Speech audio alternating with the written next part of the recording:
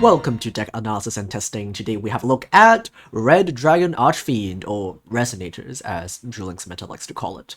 Red Dragon ARCHFIEND is a deck that I like a lot. If you watched my older videos, you might remember the blind second Roaring Soul version I played in multiple KC Cubs that also played like 6 Kaijus. And not only that, it's also one of the earliest decks I have gotten when I got into the TCG by getting free of the Crimson King structure deck. Red Dragon ARCHFIEND as a deck has always gotten on and off meta because of the new skills, because you know it's an anime deck. But now with the new support from a fairly recent TCG structure deck, the deck can finally stand on its own and be a competent strategy without the need of a absolutely broken consistency skill. Well, that being said, they still got a new skill, but instead of another consistency skill like in the past, the skill fixes something else the deck was lacking, which is the ability to play through boards. Like any modern skill made after Borrowed Link, the skill has a bonus effect when only your opponent controls a monster, allowing you to set a active Fiendish Chain to negate a monster before you commit. Even though the deck doesn't really have consistency issues after the new support, some people are trying out the new cards with the old Resonator skill at the cost of making the deck much more fragile. Using the Roaring Soul skill turns any Fiend monster in your hand into a very impressive turn 1 board of a Abyss Negate, Fiendish Golem Banish, and also a Red Rain for board wipe. Many people will also play a 30-card deck, and that's honestly probably optimal for a deck with so many searchable one-offs, but I like playing 20 to see my powerful non-engine a bit more frequently, even in the expensive version, and also because some of the 1-card combos are just better than others, and you want to see them more often. That's why you can see right in front of you that we are in fact playing 20 cards. Okay, so let's have a look at the cards. I'll explain them briefly. It will make a lot more sense when you actually see the combo. The usual combo that you will be doing for Red Dragon ARCHFIEND cannot be done in the free-to-play version, as you can see in front of you, because we don't have access to the Crimson Resonator, which is a very important part of the usual Resonator combo. But we can still do a whole lot even without the Crimson Resonator, and you will be able to see that in the replays.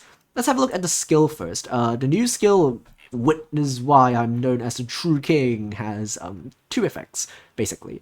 It has a first effect to send a card from your hand and one card you control to the graveyard, and then just play a Red Dragon ARCHFIEND level 8 monster from your extra deck for free. And the monsters you can play not only are going to be the regular one, which you will pretty much never be summoning, because it can also bring out the new level 8 Red Dragon ARCHFIEND, which is this guy, which we'll talk about later. And also the second effect of the skill lets you just set a Fiendish Chain from your deck or hand immediately if your opponent controls a monster and you don't, or if you control a Red Nova Dragon, which you can pretty easily make in the expensive version. Again, we don't have Crimson Resonator, or Red Nova Dragon, or Fiendish Chain in this free-to-play version, so this part of the skill will never be used. But the first effect is still pretty good, that's why we're still using this over like something like a the old skill, the Roaring Soul skill. So yeah, let's have a look at the monsters. We have 3 copies of Wandering King Wildwind. This is a free level 4 that you can just summon for free. And also, during your next turn, you can just banish this guy from the graveyard to search a Fiend Tuner. It gives you a bit of follow-up, and also lets you play through some interruption if like your tuner gets negated or something. We have 1 copy of Soul Resonator, which is our 1-card combo. If it's normal or special summoned, you can add a level 4 or lower Fiend from your deck to your hand. It doesn't need to be a Resonator, it can be any level 4 or lower Fiend. So it's pretty good. You're usually gonna add a Bone ARCHFIEND for the 1-card combo. And also it has a protection effect if any of your cards you control will be destroyed by a card effect. While you control a Red Dragon ARCHFIEND or a synchro monster that mentions it, you can banish this card from the graveyard instead. We're playing 3 copies of Bone ARCHFIEND. This card is your main non-tuner to pair alongside your Soul Resonator. This card can be special summoned from your hand or graveyard by sending 1 other card from your hand or field to the graveyard. And also you're locked into Dark Dragon Synchro monsters. And you can target a face-up monster you control that has a level, send a Fiend Tuner from your hand or deck to the graveyard, and increase or decrease that monster's level by 1. So even though the Soul Resonator is a level 3, which is kind of annoying to be honest, you can still make it level 2 so that you can make a level 6 Synchro by using the effect of Bone Archfiend. And the Fiend Tuner you'll be sending almost every single time will be a copy of a Vision Resonator. You can special summon this card if you control a level 5 or higher Dark monster, and when it's sent to the graveyard from anywhere, you can search a spell trap that mentions Red Dragon Archfiend. And the card you'll be searching is going to be Crimson Gaia, like 99% of the time. This card is insane. It's so good. If you play Branded in the TCG or Bestials, this is basically like the Branded Regained of the deck. It's so good, and also like every time you look at it, it just like gets a new line of text because it's just like it's one of those cards where like it just gets new effects every time you look at it. It's kind of crazy. Its most useful effect, it's the ability to search a Red Dragon Archfiend or a card that mentions it from the deck or graveyard and add it to your hand. And this effect alone makes this card so good in the grind game because it not only searches, on turn 1 you can search your play starters, you can also just grab back something like a Fiendish Golem over and over again. So like if your opponent doesn't get rid of it, you just get free interruption every single turn. It's kind of crazy. And it has 2 other effects. When your Red Dragon Archfiend declares an attack, you can just flip everything face down, so that when your OG Red Dragon Archfiend destroys a monster, you can just blow up all defense position monsters. If a monster is on the field is destroyed by battle or card effect, including your opponent, it doesn't have to be your own.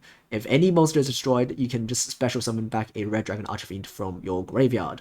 And it could be the regular one or the new one, which also treats itself as the regular one while in the graveyard. So while this card's on the field, you just get to summon back pretty much a big blue-eyes white dragon every single time. So really difficult to pull for your opponent to go for lethal while you have this card on the field. And we also have a copy of Synchron Resonator, which is our level 1 tuner that we need to make the level 9 Synchro that we are playing. And also when you use it as a Synchro material, you can just add back a Vision Resonator from the graveyard back to your hand. Or you can add a Soul Resonator, you can add back any Resonator. Next we're playing a bunch of traps because, yes, this deck is built for going first, at least this version, because we don't have access to like Fiendish Chain, which is a lot better to go second because of how the skill allows you to set it.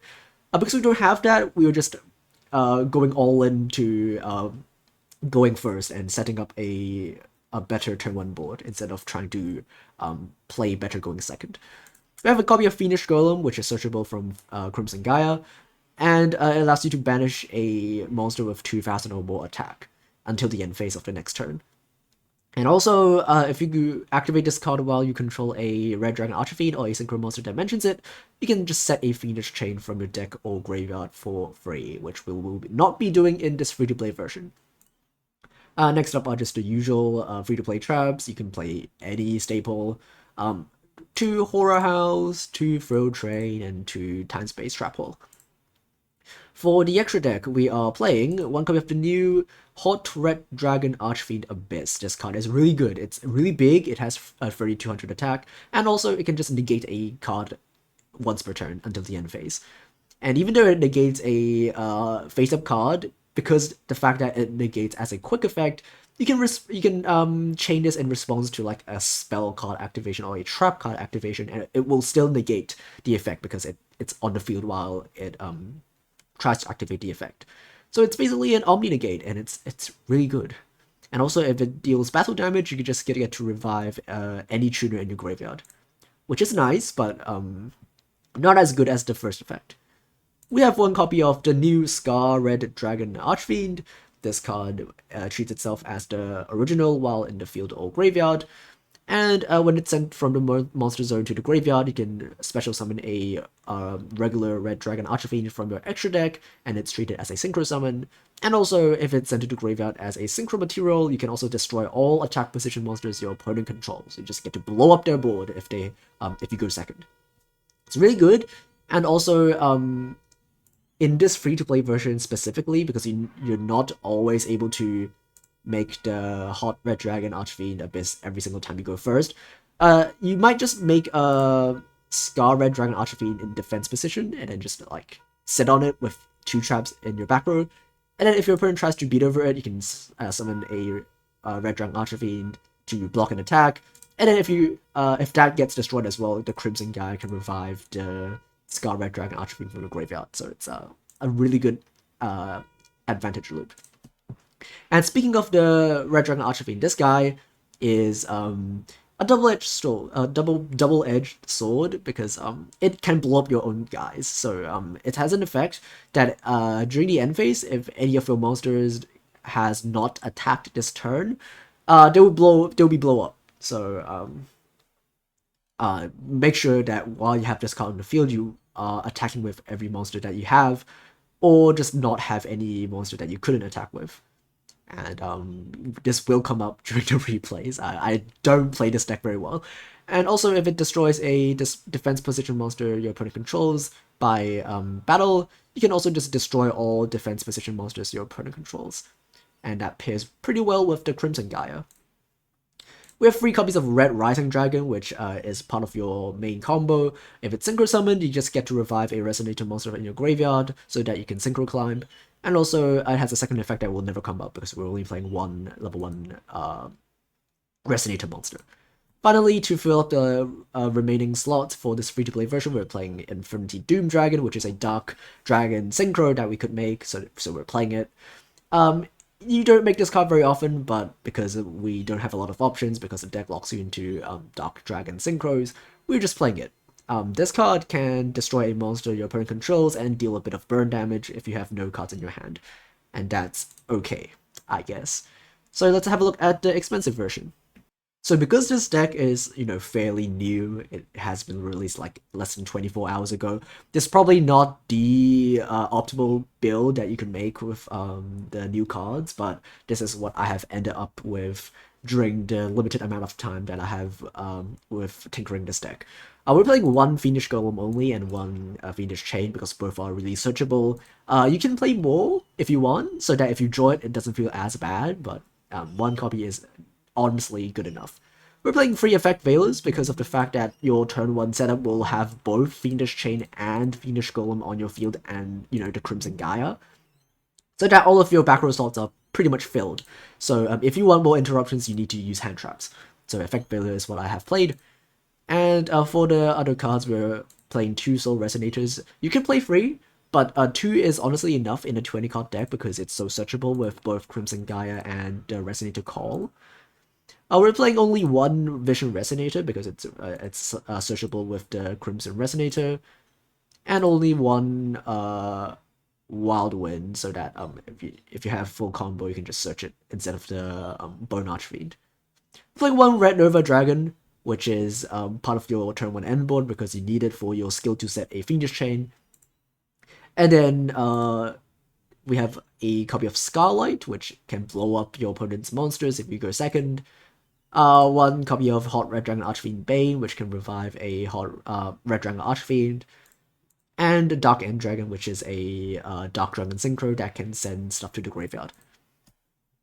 Okay, so because of the replay that I have for the expensive version, I actually went second, so I can't actually show you the turn 1 combo of this expensive version, so let me just quickly show it with the test hand simulator that I have in my website.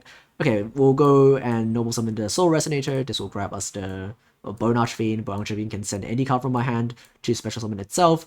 You can use its effect targeting itself or the Soul Resonator, doesn't really matter, to decrease its level by 1 by sending a copy of Crimson Resonator. And now they're both level 3, so you can synchro summon with them to make a Red Rising. Red Rising can revive a Crimson Resonator, and then you can use its effect, bringing out a copy of a Synchron and a Vision Resonator.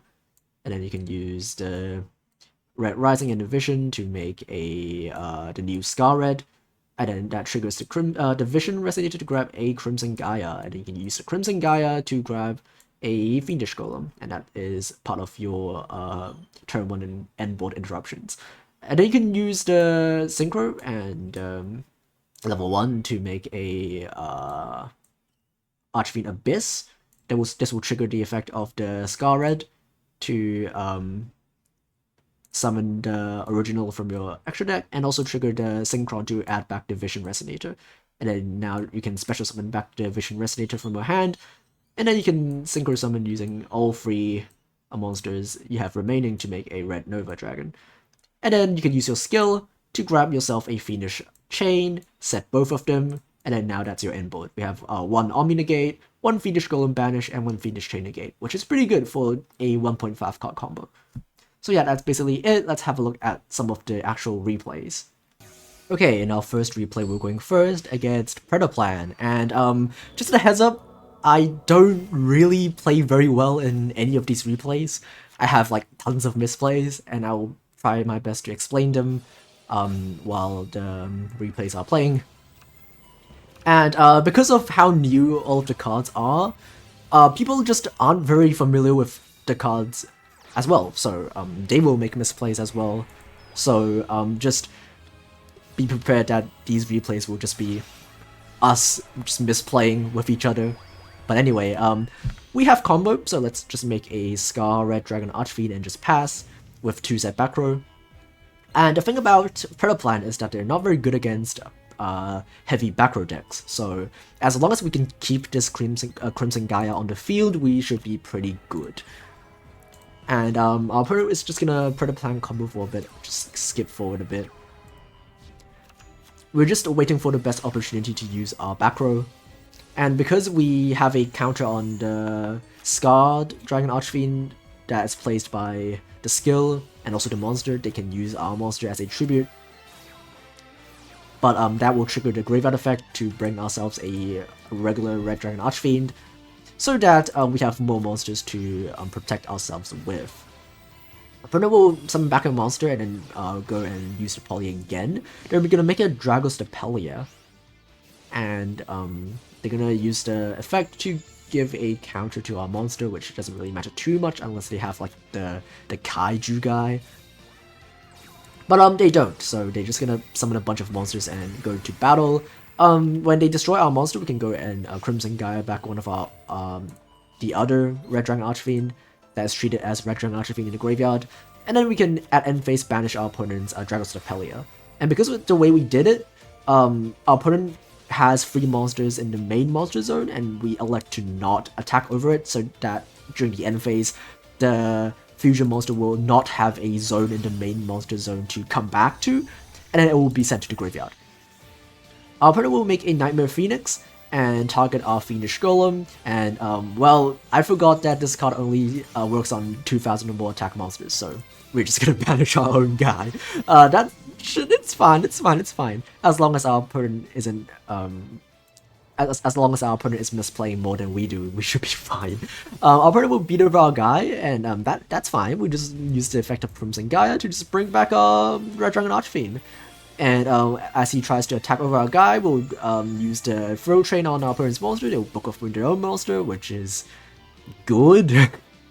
They have absolutely no reason to use it, but I mean, cool, I guess. We'll try to attack over the Nightmare Phoenix. They'll use the Droplet. It will be amazing, if not for the Crimson Gaia on our field, which we will use to bring back the guy that just got destroyed, and then attack over the Phoenix anyway.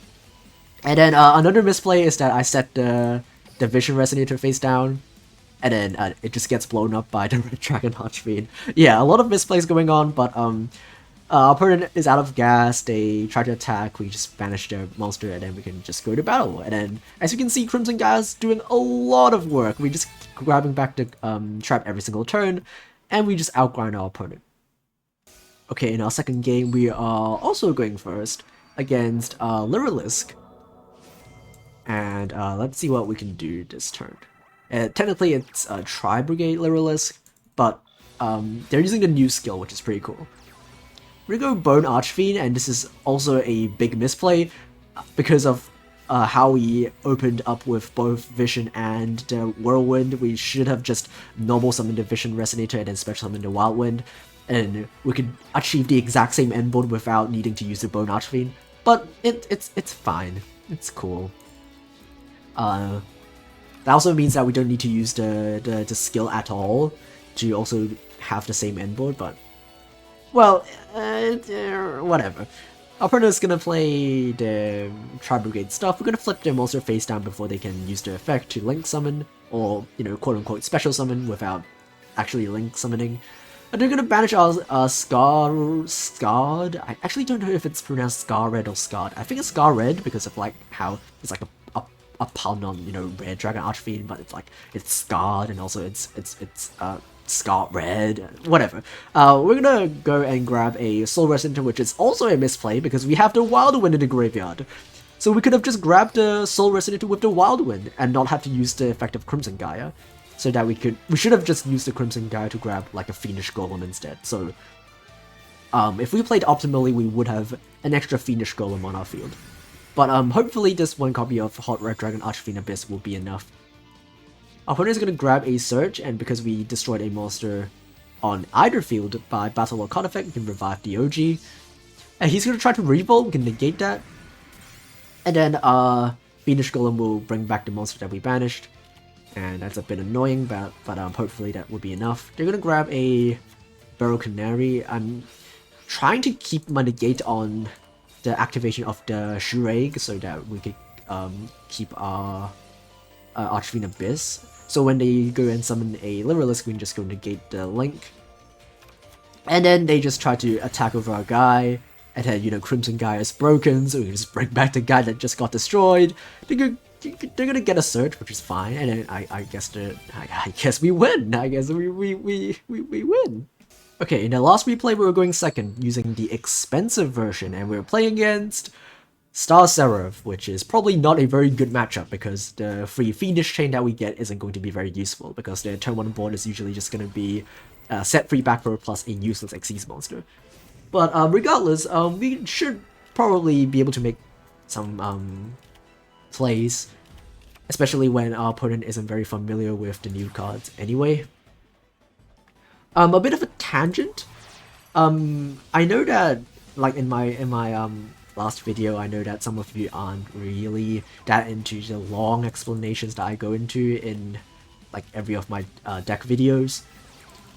Which, I mean, first of all, if you don't really, you know, if you don't want to listen to me yap for 15 minutes, you can just skip ahead. And also, it's not like I'm like trying to stall for time or anything. It's just like I just like to yap, man. Just how I am. And also, I know that, like, you know, some people just need more explanations for certain decks, so there's also that. But I'm aware that sometimes I go into too much detail, and I could probably just go into the replays more quickly. But that's something that I'm working on myself as well. But anyway, we can just beat over our opponents, guys. We have the Negate and the Fiendish Golem. That's Fiendish Chain, I think. And then yeah, we win.